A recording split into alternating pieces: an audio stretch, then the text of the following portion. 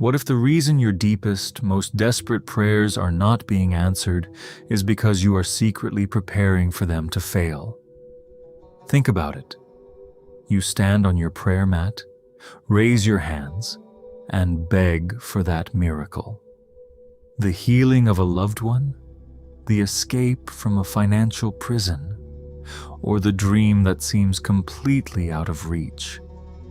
But as the words leave your lips, a quiet, cynical voice whispers from the back of your mind, wondering who you are kidding because the math doesn't add up, the damage is already done, and it's simply too late. We live in a hyper-rational, hyper-stimulated world where we are trained to trust only what we can calculate, touch, and see, developing a vending machine relationship with the divine where we slip in a quick prayer, and if the miracle doesn't drop instantly, we walk away convinced the machine is broken. But 1,400 years ago, an elite generation of desert dwellers broke the physical limitations of their reality by deploying a forgotten psychological protocol, a state of absolute cognitive sovereignty that modern psychology is only now starting to understand, revealed by the Prophet Muhammad, peace be upon him, in a single, earth-shattering instruction to call upon Allah while you are entirely certain of the response. This is not simple optimism or a coping mechanism, but Yaqeen, absolute, unshakable certainty. And once you cultivate this state of mind, the word impossible completely disappears from your vocabulary because, unlike passive hope or mere intellectual belief, Yaqeen is the absolute absence of doubt, described by classical scholars as a state where the truth is so clear to your heart that it is as if you can see it with your physical eyes. Much like walking out into a torrential downpour with an open umbrella, because you simply know you are protected despite any weather forecast. When you pray with doubt, you measure your problem against your own limited human resources, like your bank account, resume, or age.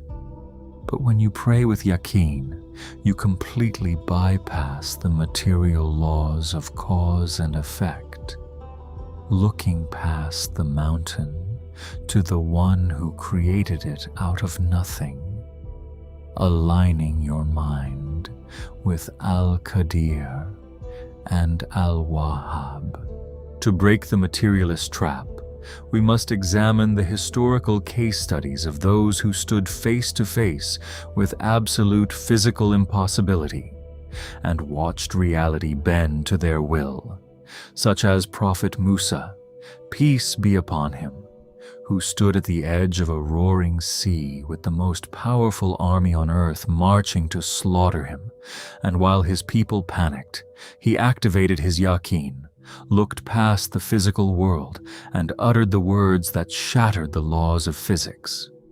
No, indeed, truly with me is my Lord, he will guide me. Musa did not have a blueprint, but his unshakable certainty turned the water, the very element that should have drowned him, into his highway to freedom. Similarly, Prophet Zachariah, peace be upon him, an old man with brittle bones and a barren wife, stood in prayer asking for an heir because he understood that biological laws are merely rules written by the Creator who is never bound by them, receiving the divine response. It is easy for me. I created you before when you were nothing. Impossible is not a fact, but a human opinion based on our ignorance of the unseen, and when you understand this, your prayer mat ceases to be a place of begging and becomes a laboratory of miracles. Let's do a hard pattern interrupt and talk about your brain. When you pray with doubt, your amygdala fires at maximum capacity, keeping you in a survival mode where your brain is hardwired to focus only on threats, failure, and escape. meaning that trying to build a fortress of faith on a foundation of chemical panic sends conflicting signals to your nervous system. True Yaqeen is a biological state of profound neurological alignment that deactivates the threat response, slows your heart rate, shifts your brain waves to deeply focused alpha and theta waves, and stops you from reacting so you can begin projecting reality. To maintain this state, you must avoid the single most destructive trap in spiritual psychology: the trap of impatience, which the Prophet Muhammad, peace be upon him, warned against when he said our supplications are granted, as long as we do not grow impatient and claim we prayed but were not answered. Impatience is proof of a hidden bargain, where you treat your Creator like an employee on your schedule, demanding a seed to become a tree in a single afternoon, while forgetting that roots must grow deep in the dark before the branches can bear fruit in the light. To train our hearts to operate at this level every single day, we use 4 highly practical character protocols, starting with Protocol 1, the pre-dawn biohack, where instead of feeding your brain the synthetic chaos of social media upon waking, you utilize the silent hours of tahajjud or fajr for a complete sensory and spiritual reset, sitting in absolute silence for 10 minutes to engage in muraqabah, intense mindful awareness of the divine presence, to calibrate your neural pathways to stillness before you utter a single request. Under Protocol 2, the linguistic shift, you stop speaking about your problems to people more than you speak about them to the Creator, reframing your struggles by the size of your God instead of your human limitations by saying, I have a debt, but I have Al-Wahhab, who owns the treasures of the heavens and the earth.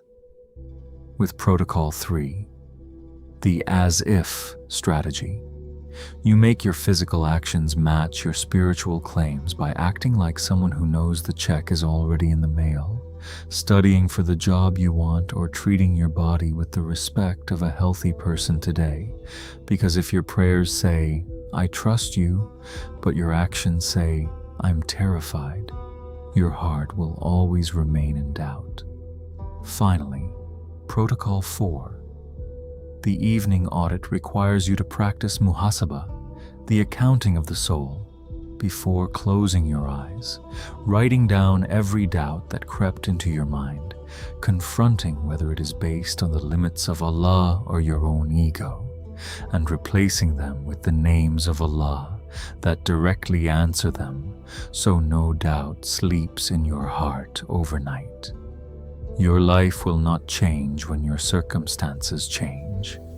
Your life will change when your certainty changes.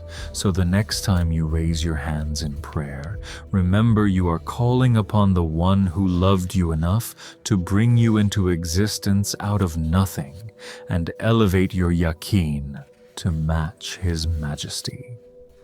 I leave you with one final, identity-shifting question to carry into your evening audit tonight. If you knew with 100% certainty that the delay in your prayer was actually a custom-designed protection shielding you from an unseen disaster, how much peace would fill your heart right now? And what is the one impossible miracle you will finally have the courage to ask for tonight with absolute certainty? Think deeply about it. Leave your thoughts in the comments below, and let us build a community of unshakable faith together.